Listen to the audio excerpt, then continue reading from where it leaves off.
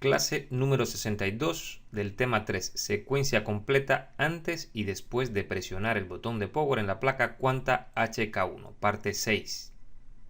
Run On, página 28. Bien, en la página 68 tenemos el circuito formado por PQ60, 61 y 69. Este circuito ya lo hemos estudiado en la clase anterior. Por lo tanto, pasamos directamente a Run On, página 29. En la página 29 tenemos el circuito que genera el 1.05 voltios y es activado por el pin 15 por Run On.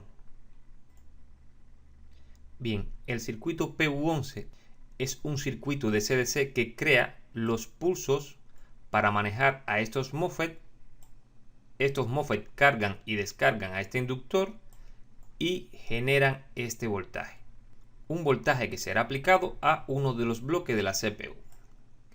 Bien, el circuito es muy elemental, muy sencillo comparado con algunos que ya hemos visto en este curso. Importante de este circuito, primeramente, ¿con qué se alimenta? Este circuito está alimentado desde el momento antes de presionar el botón de power. Me lo dice el estado S5, el estado de standby. Bien, en el pin 2 están llegando 5 voltios, por lo tanto, este circuito, hasta que no llegue esta activación, estará dando un 0 a la salida.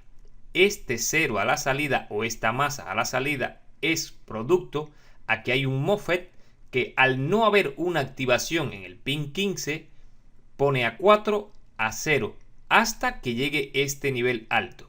Cuando llegue el nivel alto, es decir, Run On pasa de 0 a 3,3, entonces él genera estos pulsos y determina si este voltaje y esta corriente son correctos. Es decir, si su carga le está demandando esta corriente o menos.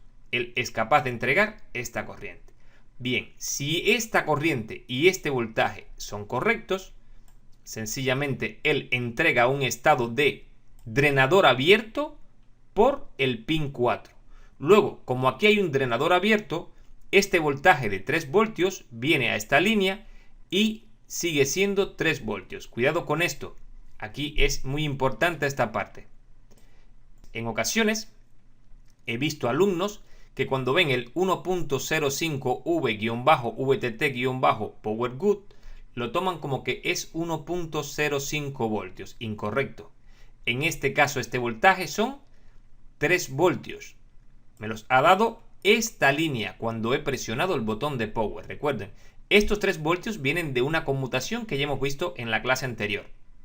Por lo tanto, aparecen en esta línea justo cuando presionemos el botón de power. Por lo tanto, esta línea, cuando no he presionado el botón de power, este punto, este pin, el pin 4 de PU11, está a masa hasta que presiono el botón de power. Cuando presiono el botón de power, en este pin llegan 3,3 voltios y por aquí se pone a 3,3 voltios. No los saca el circuito. El circuito sencillamente deja libre el drenador de un MOSFET que está internamente dentro del circuito y al quedar libre el drenador, estos 3 voltios pasan a este punto y entregan aquí 3,3 voltios. Es muy importante que, repito, no equivoquen esto. Esto trae a confusión cuando vemos 1.05 voltios, guión bajo, ya lo damos como que esto es 1.05, incorrecto. En este caso solamente habrá o bien masa si es antes de presionar el botón de power, o bien 3 voltios después de presionar el botón de power. Bien, forma de medir el circuito, ya lo hemos dado en otras clases. Primeramente, las alimentaciones que pueda tener pin 2 y pin 9, las dos se alimentan de 5 voltios, de los mismos 5 voltios. Por lo tanto, en el pin 2 puedo tener los 5 voltios y en el pin 9 debo tener 5 voltios también. Bien, después que tengo los 5 voltios tanto en el pin 2 como en el pin 9, pasamos directamente a la activación. ¿Por qué razón? Bien, sabemos perfectamente bien que tenemos que revisar el bot. Pero el bot en este caso se alimentará internamente porque no hay una alimentación externa. Por lo tanto, si el bot no está alimentado es porque el circuito está dañado. En estos casos ya podemos ir abreviando. Este circuito es muy sencillo de revisar. Prácticamente cualquier daño, lo más seguro es que sea interno. Bien, repito, pin 2, pin 9, luego pin 15, que es una señal externa que tiene que llegar justamente después de presionar el botón de power. Pin 4, es muy importante, el resultado de lo que ha ocurrido cuando entrega voltaje y corriente, me lo da el nivel de 3 voltios en esta línea.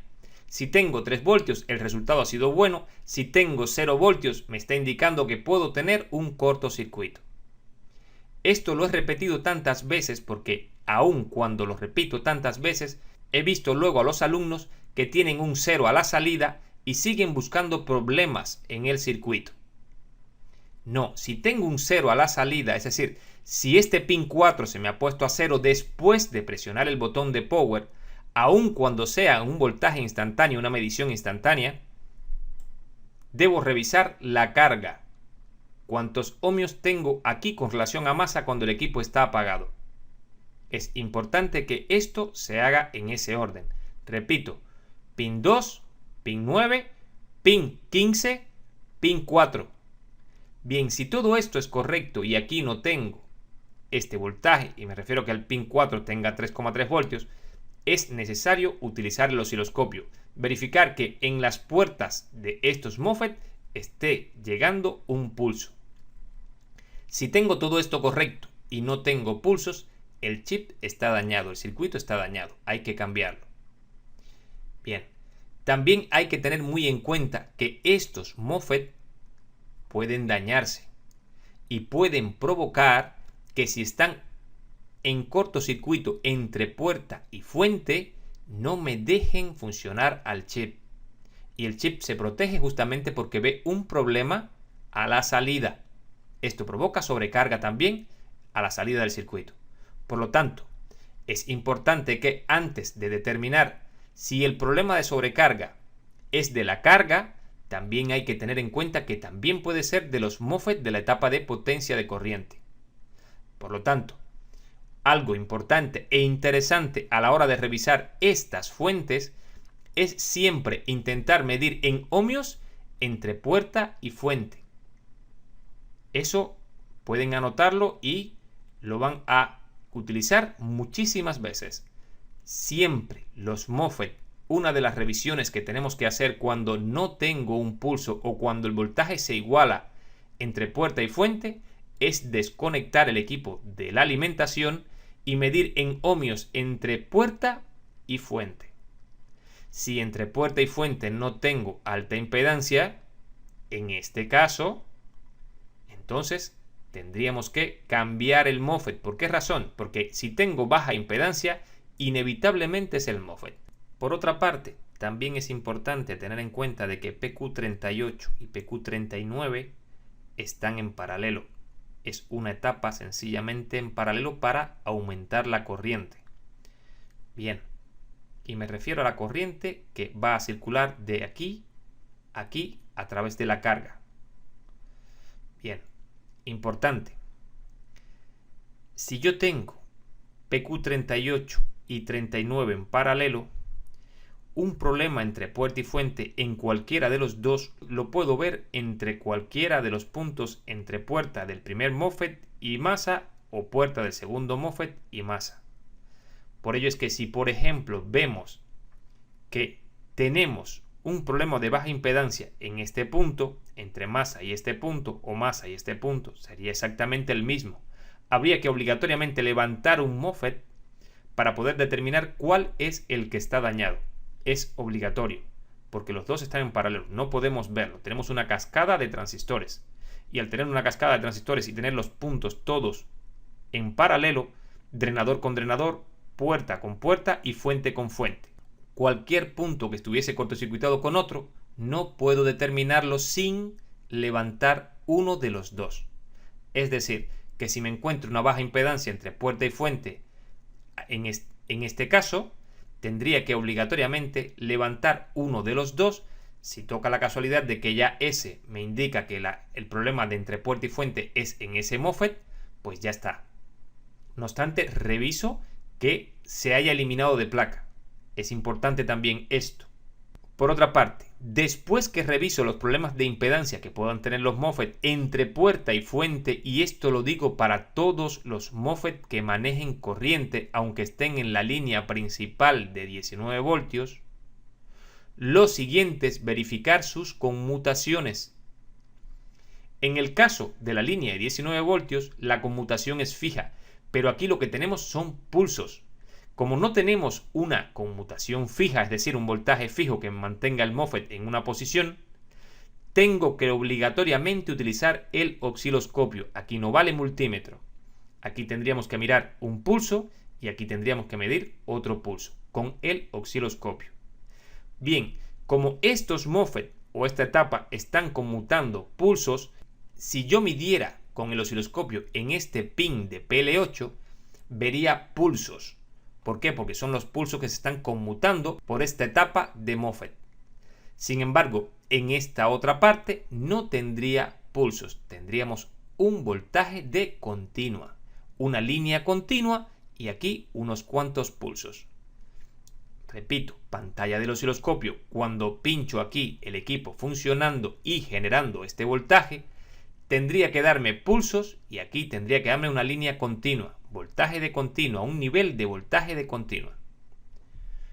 Eso me está indicando, repito, una de las características de la bobina, que se opone a los cambios de corriente. Por esa razón, la bobina no deja pasar la alta frecuencia.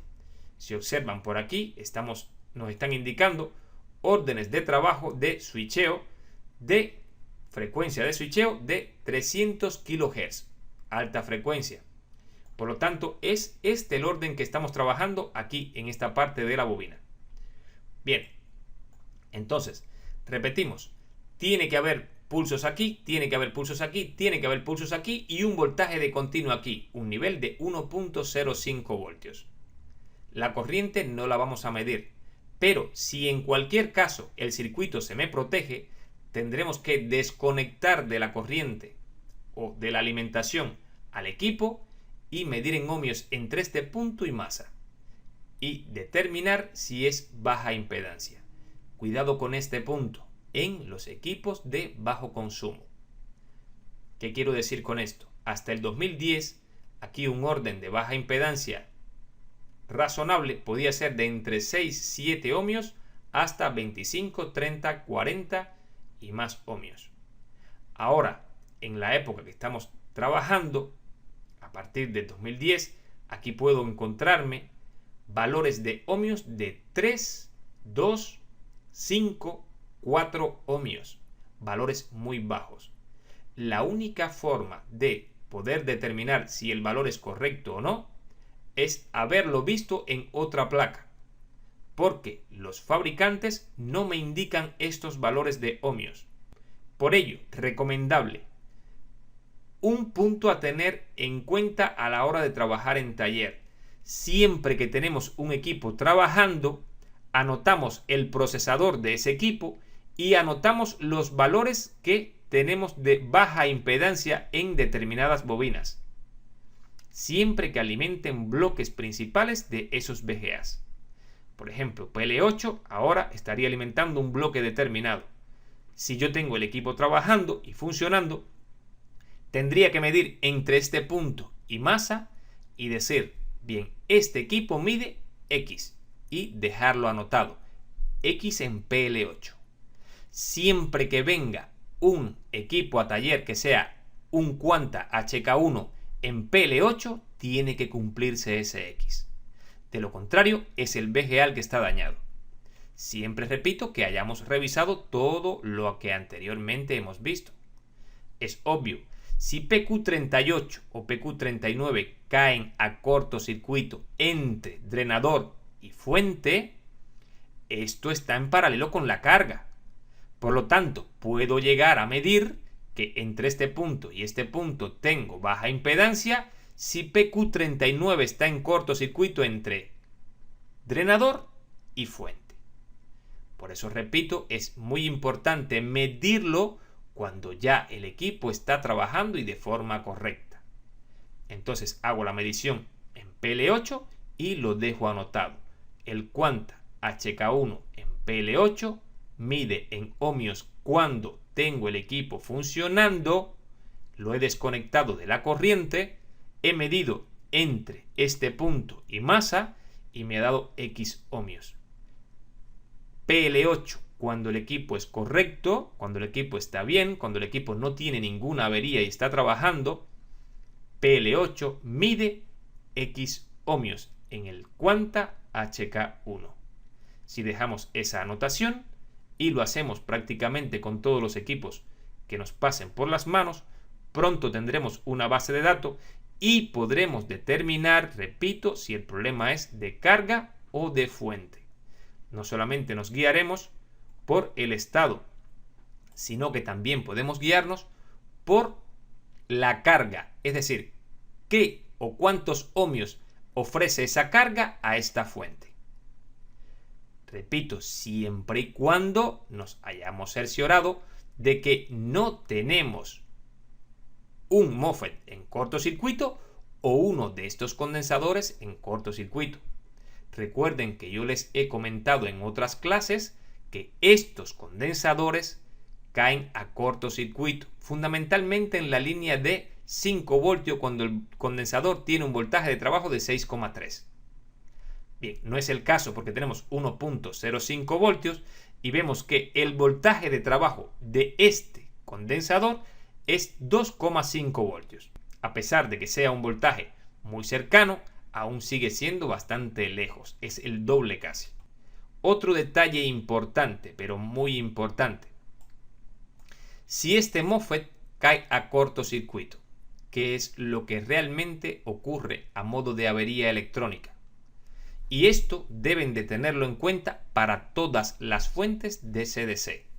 Este MOSFET por este extremo tiene, o en su drenador tiene 19 voltios, y por este otro tendríamos los pulsos, pero está unido a una bobina. Recuerden, la bobina no tiene caída de tensión, por lo tanto está unido al mismo 1.05.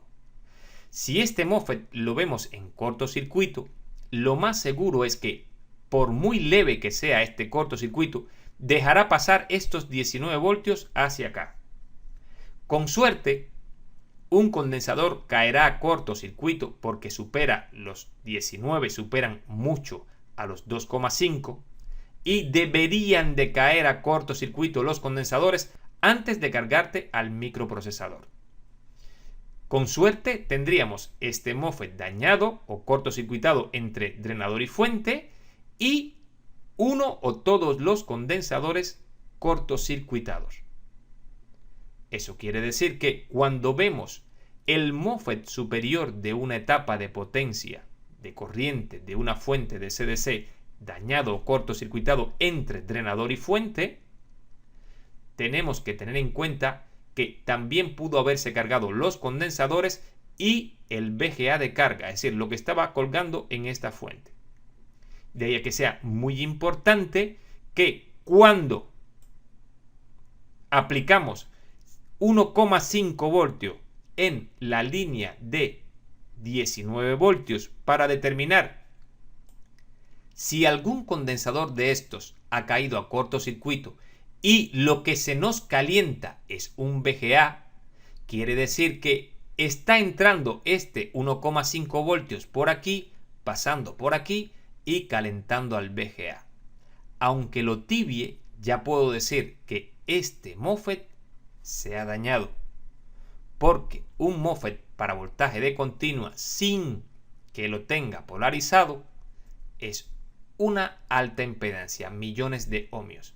Si el VGA se calienta cuando aplico 1,5 voltios en la salida del último conmutador, que es donde realmente se conmuta la línea de 19, bien, si aplico 1,5 voltios allí y se me calienta un VGA, lo primero que tengo que hacer es ir a la fuente que conmuta el voltaje de 19 al voltaje menor.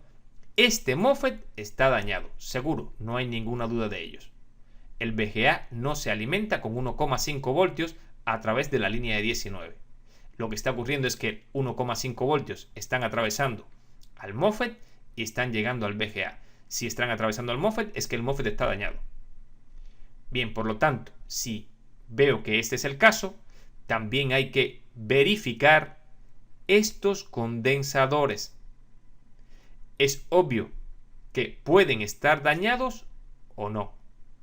Y digo es obvio ¿por qué razón? Bien, porque si le estoy aplicando 1,5 voltios y hay uno que tiene un cortocircuito profundo de 1 ohmio, el VGA no se va a calentar. Se va a calentar primero el condensador. Después que retire los condensadores, entonces se va a calentar el VGA si está dañado. Los cortocircuitos ocurren así. Si algo cae a cortocircuito primero, evita que lo demás se ponga a cortocircuito. Lo lógico es que aquí en este caso debería de haber caído a cortocircuito el primer condensador. O todos ellos. Dependiendo de el voltaje que haya entrado aquí. Bien, entonces, ya como resumen, esta fuente, cuando llega run on, pasa de 0 a 3,3, entra al pin 15, tiene que tener en 2 5 voltios, tiene que tener en 9 5 voltios, tiene que tener el bot alimentado, tiene que tener un estado de 3 voltios en esta línea porque estos 3 voltios ya existen, tiene que haber pulsos en las puertas de todos los MOSFET y tiene que haber voltaje en este caso. En esta parte también tiene que haber 19 voltios y a este punto de T-on también están llegando 19 voltios al pin 16. Pero no vayan a equivocarse. 19 voltios que han pasado por una resistencia de 845 kilo ohmios. Por lo tanto, es muy poca corriente la que está llegando aquí.